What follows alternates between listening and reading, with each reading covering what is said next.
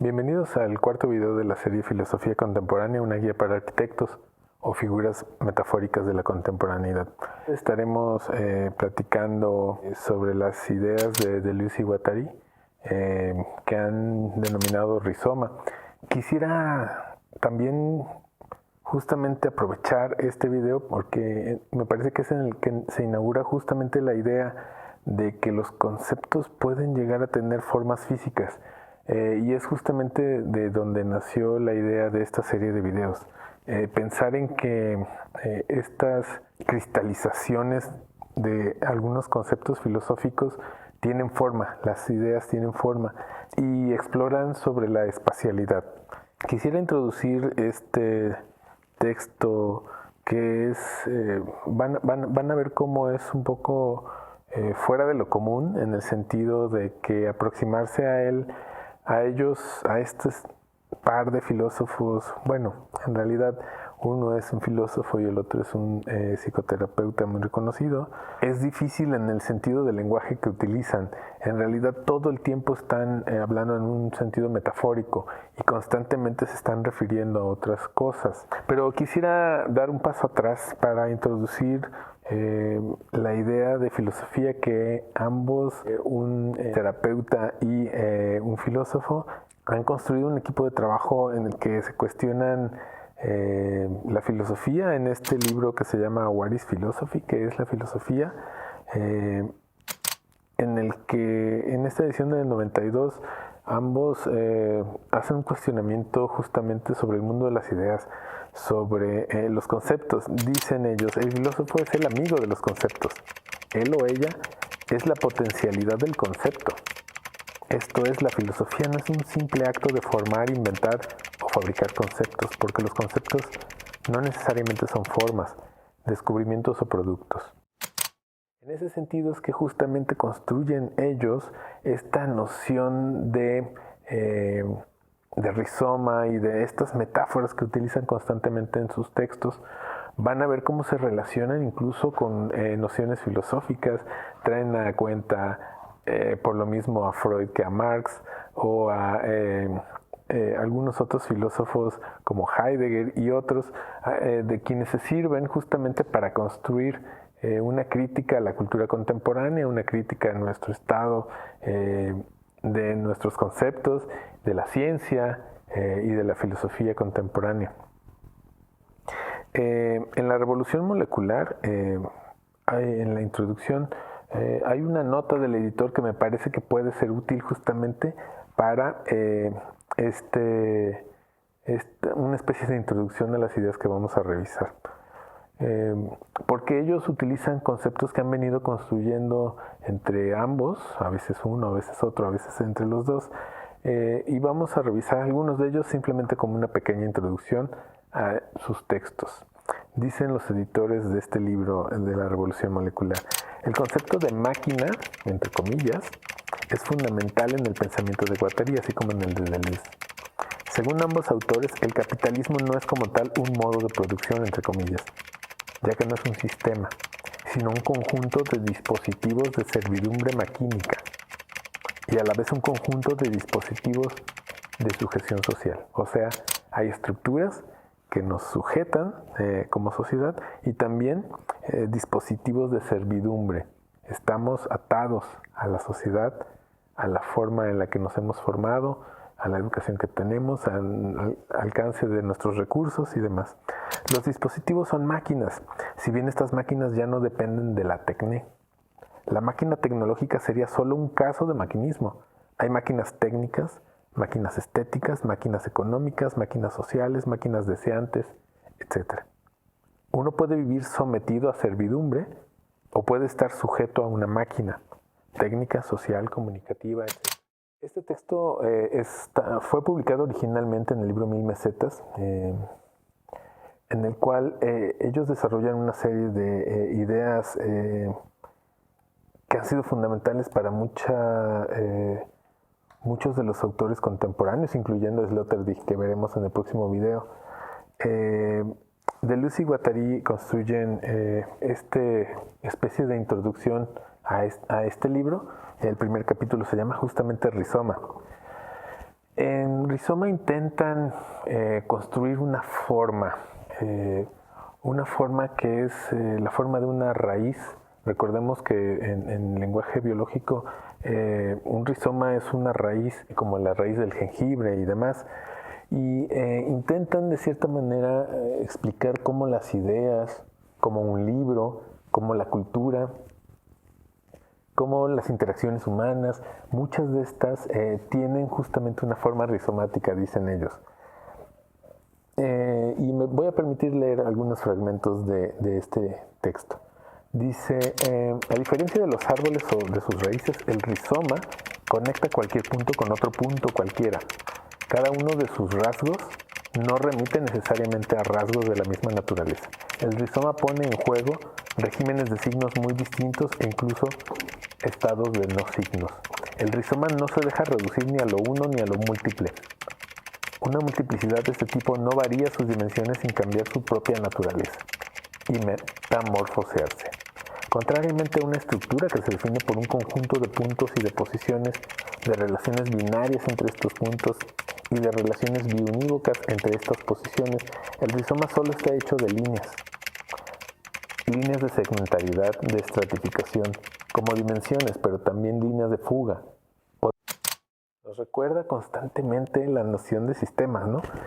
Cómo justamente esta noción de cómo todos los elementos están interrelacionados entre sí. Recordemos justamente cómo crece una papa o cómo crece cualquier elemento rizomático, como el jengibre, como las raíces del jengibre. En realidad se están constantemente adaptando a su contexto. Si hay una piedra aquí, pues claramente no puede crecer hacia allá, se adapta a las condiciones de la lluvia, de la humedad, del calor, del pH del suelo y demás. Estas figuras justamente adquieren muchas formas, como la que vemos en pantalla, que es una de las ilustraciones que utilizan justamente en la introducción del libro, en la que plantean cómo, incluso si aplicamos estas nociones rizomáticas, por ejemplo, a la notación musical, se generan justamente estructuras extraordinarias, estructuras que se adaptan a la complejidad de nuestro mundo contemporáneo. Acá una imagen de Silvano Busotti como tal, que utilizan Deleuze y Guattari para ilustrar la noción de rizoma en el libro. Bien, entonces construyen una serie de reglas, digamos, caracteres generales del rizoma, ya les dicen. El primer y segundo principio que ellos construyen le llaman principio de conexión y de heterogeneidad. Cualquier punto del rizoma puede ser conectado con cualquier otro y debe serlo, dicen ellos. Tercero, principio de multiplicidad. Solo cuando lo múltiple es tratado efectivamente como sustantivo, multiplicidad, deja de tener relación con lo uno, como sujeto y como objeto, como realidad natural o espiritual, como imagen y mundo. Las multiplicidades son rizomáticas y denuncian las pseudo-multiplicidades arborescentes. No hay unidad ni siquiera para abortar en el objeto o para reaparecer en el sujeto.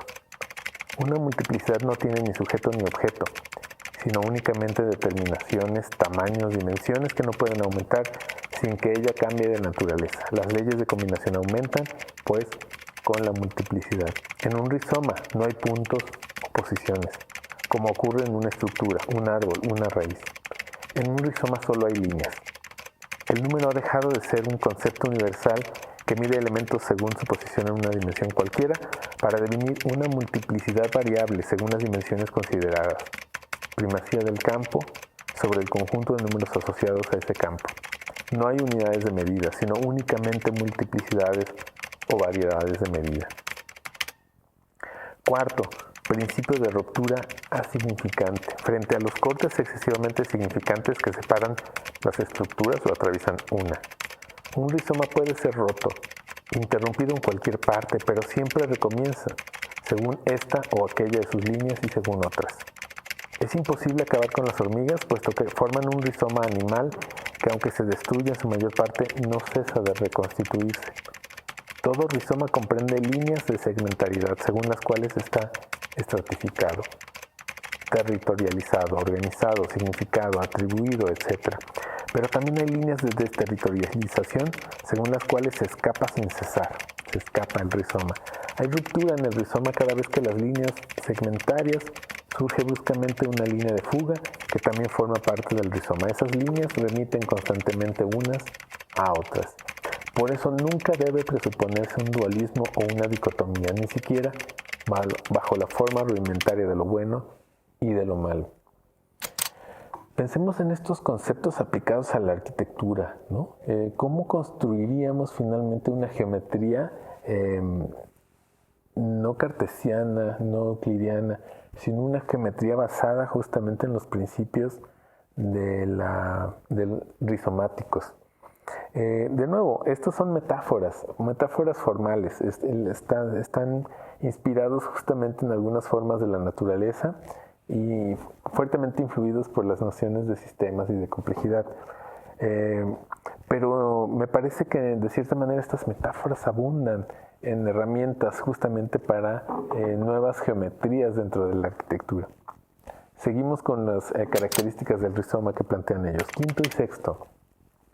Principio de cartografía y de calcamonía. Un rizoma no responde a ningún modelo estructural o generativo. Es ajeno a toda idea de eje genético, como también de estructura profunda. El árbol articula y jerarquiza calcos. Los calcos son como las hojas del árbol. Todas son parecidas, ¿no? Todas son igualitas. Muy distinto es el rizoma, mapa y no calco. Si el mapa se opone al calco, es precisamente porque está totalmente orientado hacia una experimentación que actúa sobre lo real. El mapa no reproduce un inconsciente cerrado sobre sí mismo, lo reconstruye. Forma parte del rizoma. El mapa es abierto, conectable en todas sus dimensiones, desmontable, alterable, susceptible de recibir constantemente modificaciones. Puede ser roto, alterado, adaptarse a distintos montajes, iniciado por un individuo, un grupo, una formación social. Una de las características más importantes del rizoma quizás sea la de tener siempre múltiples entradas. La madriguera es un rizoma animal que a veces presenta una clara distinción entre la línea de fuga como pasillo de desplazamiento y los estratos de reserva o de habitar. Contrariamente al calco, que siempre vuelve a lo mismo, un mapa tiene múltiples entradas. Un mapa es un asunto de performance, mientras que el calco siempre remite a una supuesta competencia. Qué interesante pensar en una madriguera, dice él, ¿no? Un hormiguero quizá, justamente con un rizoma. Se construye a través de cuevas, a través de ampliaciones y reducciones. Como dice él, se rompe, se fractura, vuelve a comenzar con líneas, ¿no? Líneas guía que van construyendo una geometría rizomática. Bueno, y aquí hace una comparativa entre las ideas de un árbol. Un poco nos regresamos quizá al video primero, en el que hablábamos justamente, decía Christopher Alexander, la ciudad no es un árbol, y hablaba justamente de la teoría de sistemas. Acá regresamos de cierta manera a esas ideas a través de las raíces y de estas geometrías rizomáticas. Nos dicen de Lucy Guattari, resulta curioso comprobar cómo el árbol ha dominado no solo la realidad occidental, sino todo el pensamiento occidental. De la botánica a la biología, pasando por la anatomía, pero también por la nociología, la teología, la ontología, toda la filosofía, el principio raíz, ground, roots y foundations. Lo fundamental es que el árbol raíz y el rizoma canal no se oponen como dos modelos. Uno actúa como modelo y como calco trascendente, incluso si engendra sus propias fugas. El otro actúa como proceso inmanente, que destruye el modelo y esboza un mapa, incluso si constituye sus propias jerarquías, incluso si suscita un canal despótico. No se trata pues de tal o tal lugar de la tierra, ni de un determinado momento de la historia, y mucho menos de tal o tal categoría del espíritu, sino del modelo que no cesa de constituirse y de desaparecer, y del proceso que no cesa de extenderse, interrumpirse y comenzar de nuevo. ¿Otro o un nuevo dualismo? No. Problema de la escritura. Siempre se necesitan expresiones anexactas para designar algo exactamente. Entonces están hablando de las metáforas que utilizan ellos mismos para poder describir ideas que parecen más profundas y complejas de lo que a veces el lenguaje es posible de transmitir. Por eso el uso de metáforas y de relaciones geométricas, digamos, para poder describir estas nuevas ideas. Y termino con esta última idea que me parece extraordinaria como texto literario incluso, que está describiendo ideas filosóficas, un pensamiento geométrico, un pensamiento espacializado de la filosofía. Decíamos hace rato, es posible que las ideas tengan forma como tal.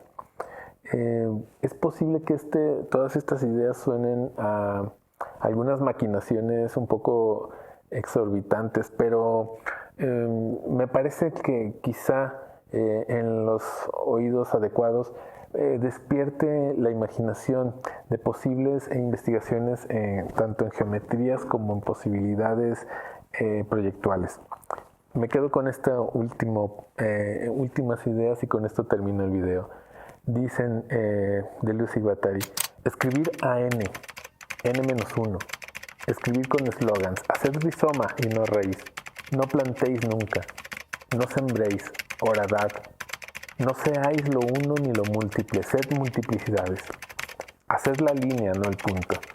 La velocidad transforma el punto en línea, sed rápidos, incluso sin moveros. Línea de suerte, línea de cadera, línea de fuga. No suscitéis un general en vosotros.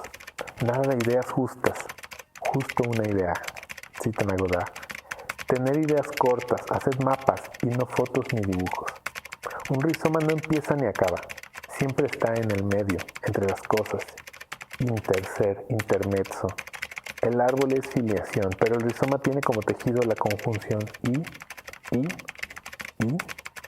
En esta conjunción hay fuerza suficiente para sacudir y desenraizar el verbo ser. ¿A dónde vais? ¿De dónde partís? ¿A dónde queréis llegar? Todas estas preguntas son inútiles. Hacer tabla rasa, partir o repartir de cero, buscar un principio o un fundamento, implican una falsa concepción del viaje y del movimiento, metódico, pedagógico, iniciático, simbólico. Por último me quedo con esta imagen. Es una imagen